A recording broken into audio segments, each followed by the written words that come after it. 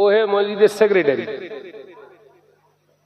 হুজুর বলেছেন ওই সময় মসজিদ চাকচিক্যময় হবে, কিন্তু মসজিদের আমানত থাকবে না। ওই মসজিদে নামাজ পড়াও হারাম। মসজিদের আমানত কি?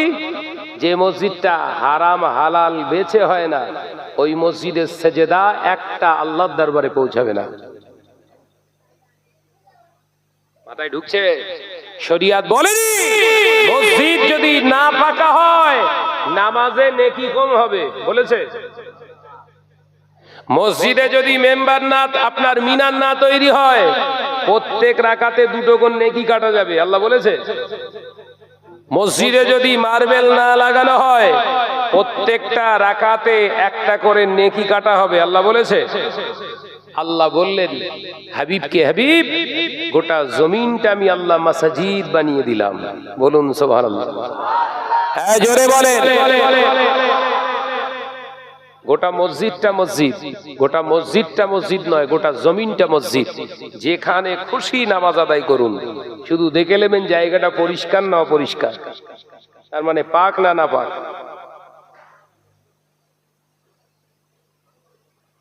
শুধু জায়গাটা দেখতে হবে পাক না না পাক।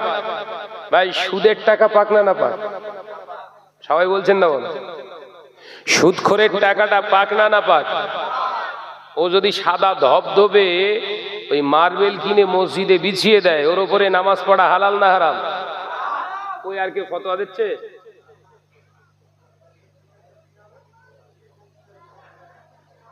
ও ফতোয়া দিলি বলবেন চল যাও ছুটি।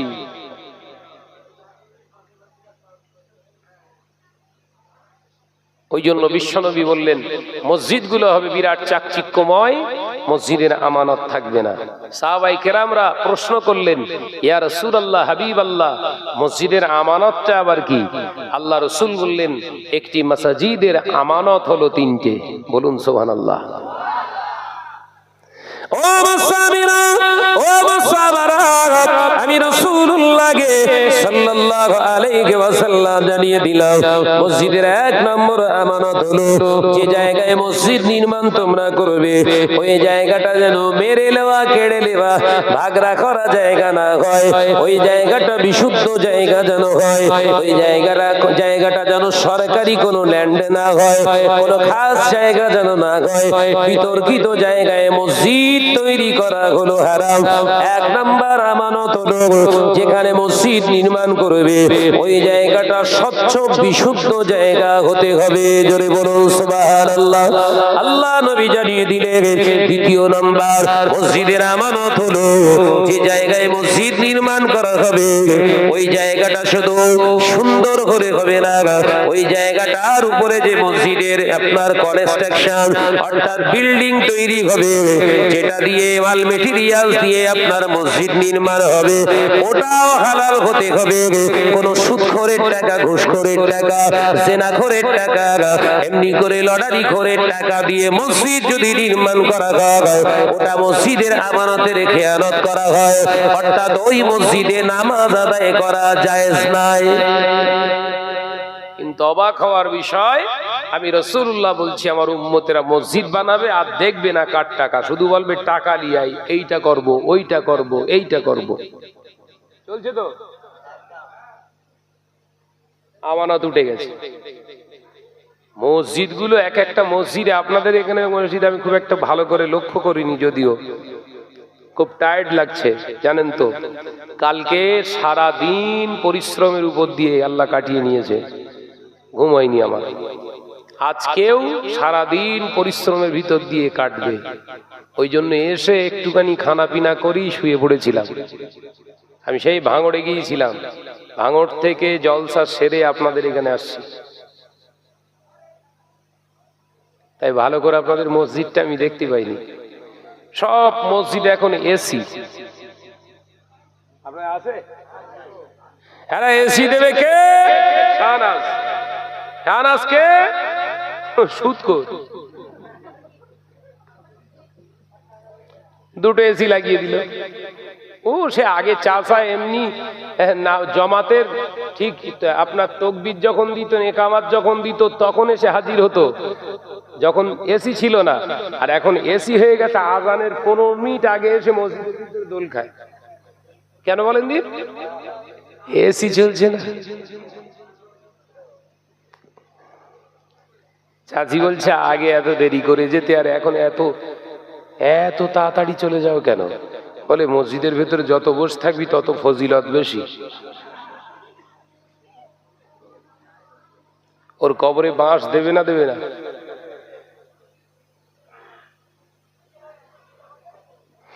ও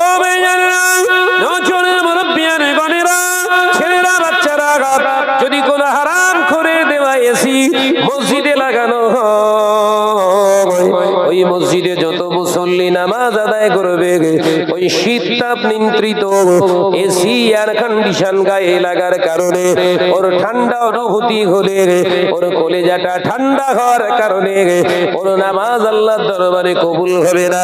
ও নজরেরা, মুরব্বিয়ান গণেরা, আল্লাহ আজ থেকে 30 বছর আগে এলাকার মসজিদগুলো ঠিক মতো ফ্যান ছিল না, পাখা ছিল না, তালের পাতা কেটে আপনার ভাত পাখা তৈরি করে সব কাতারে কাতারে রেখে দিতে। ওই মসজিদটা হয়তো অ্যালবেস্টারের ছিল অথবা ভঙ্গুর অবস্থাতে ছিল। আমার দাদুরা, চাচারা, আব্বা জানেরা গিয়ে ওই মসজিদে নামাজ আদায় করেছে। ব্যবসা গরমে গা দিয়ে ঘাম গড়িয়েছে, নামাজ শেষে আবার সামনে থেকে তাল পাকা টেনে দিয়ে গায়ে হাওয়া দিয়ে দিয়ে হাওয়া টেনে টেনে আবার শরীরটা ঠান্ডা করে আবার নামাজে দাঁড়িয়েছে।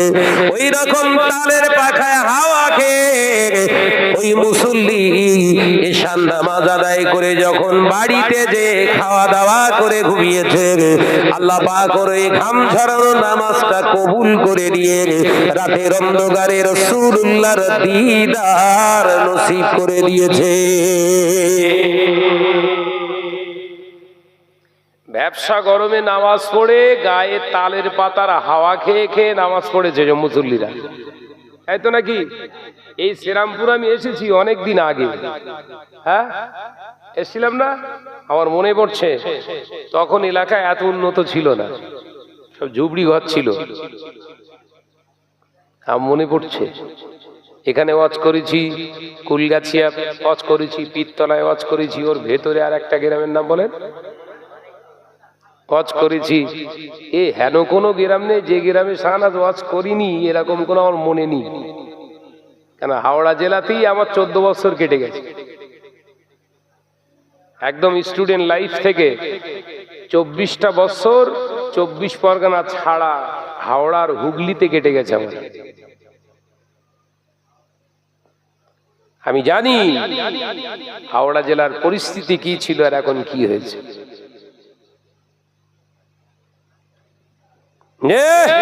আবার নজরেরা, যুবকেরা, ছেলেরা, বাচ্চারা, তাহলে শরিয়াত আপনাকে শিক্ষা দেয় মসজিদে ফ্যান লাগাতেই হবে, না লাগালে নামাজ হবে না, এই ধারণা ভুল। মসজিদ পাকা বানাতেই হবে, না বানালে নামাজ হবে না, এটা ভুল।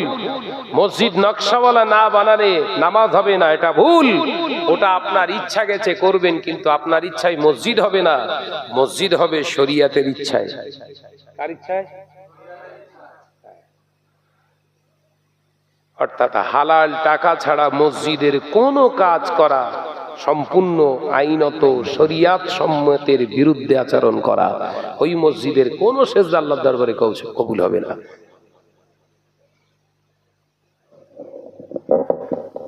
মুসলিম সমাজ ভঙ্গুর হয়ে গেছে।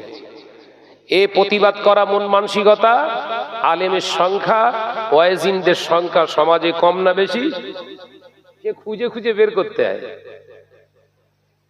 আবার দুই একজন যারা বলছে এদের পেছনে আবার বাঁশলে ঘুরতে, সুযোগ পেলি বাঁশ দেবে।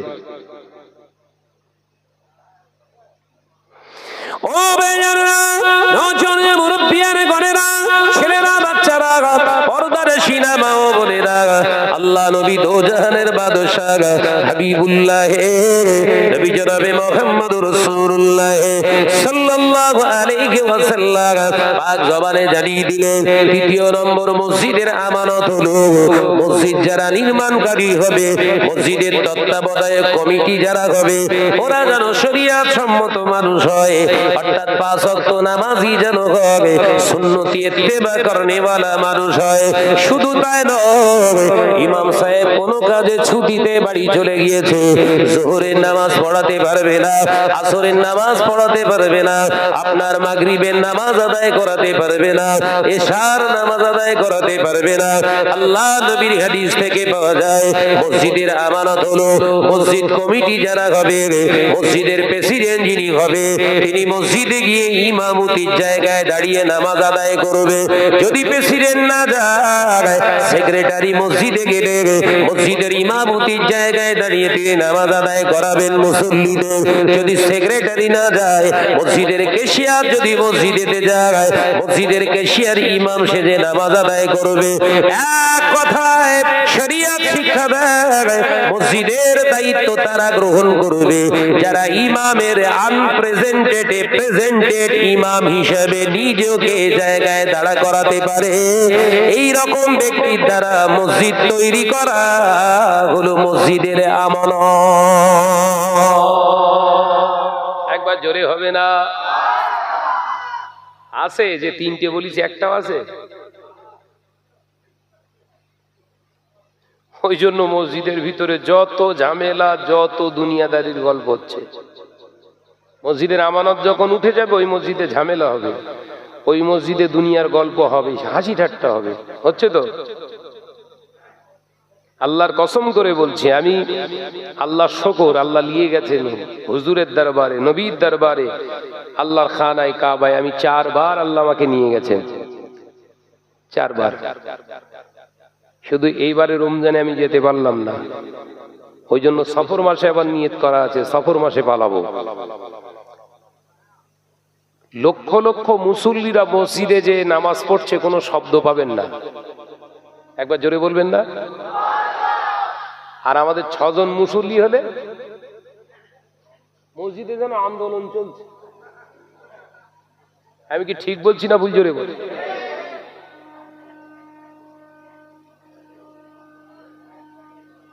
মসজিদের ভিতরে দুনিয়াদারির কথা বলাই তো হারাম।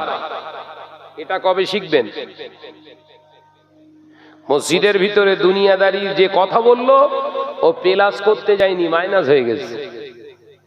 প্লাস মানে নেকি আর মাইনাস মানে গোনা। এই কথা বুঝতে পারছেন তো নাকি? মসজিদের ভিতরে যে দুনিয়াদারির কথা বলেছে, ও কি হয়েছে? প্লাস না মাইনাস? মাইনাস হয়ে গেছে। হুজুর বলেছেন তখনই মাইনাস শুরু হবে উম্মতের, যখন উম্মত মসজিদ বানাবে সুন্দর, কিন্তু আমানত থাকবে না।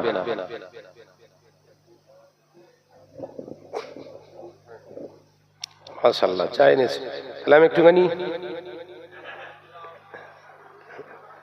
দেই মহব্বতের সঙ্গে দরুদ আল্লাহ। ছেলেরা, বাচ্চারা, মসজিদ তৈরি করা ইবাদত, মসজিদ তৈরি করা নেকির কাজ।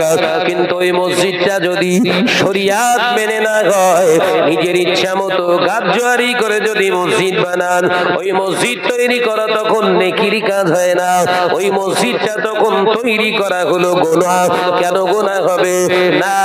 এই এলাকার মানুষ, যত মানুষ ওই হারামের টাকা তৈরি করা মসজিদে গিয়ে নামাজ আদায় করবে, তাদের কারণ নামাজ আর হবে না, অন্যের নামাজ নষ্ট করার গুনাহ আপনার নামায় আমলে লেখা হবে।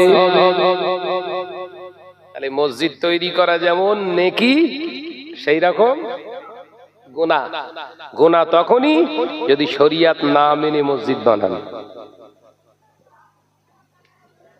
আশা করি বোঝাতে পারছি আপনাদের, কষ্ট হচ্ছে না তো?